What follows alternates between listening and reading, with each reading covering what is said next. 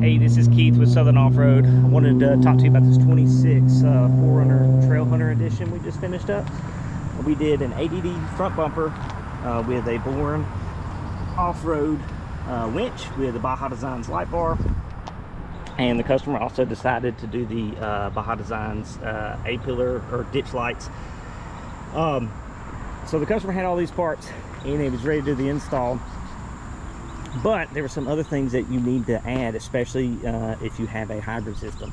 After you get everything installed, the winch, the light bars, the lights, everything you're going to do, you got to get power to everything. If you look up under the hood on the hybrid models, there's no battery under here. You see the hybrid system over here, but there's no battery. So what we did was got with SDHQ, and they have a underhood power kit. You can see it right here. So basically what it does is we're isolating all the power to the battery itself, not tying it into the hybrid system. So you've got to run your wiring from up here all the way along the vehicle and then back to the battery, which is back here in this panel.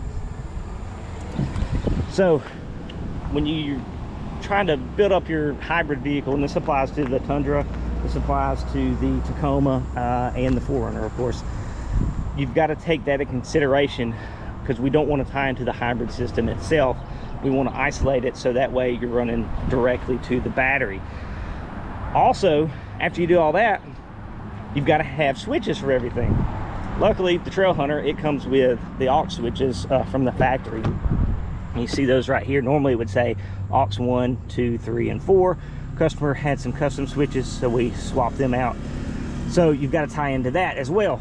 If you have the aux switches, you also have to have the pigtails so you can tie into the pre-wired system. There's some pigtails here. I think there's also one in the cabin.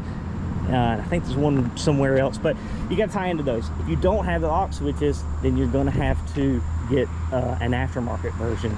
We like the sPod has a good one, Switch Pro, stuff like that. So these are just a couple things to take in consideration when you're adding winches, lights, and things like that to your hybrid system.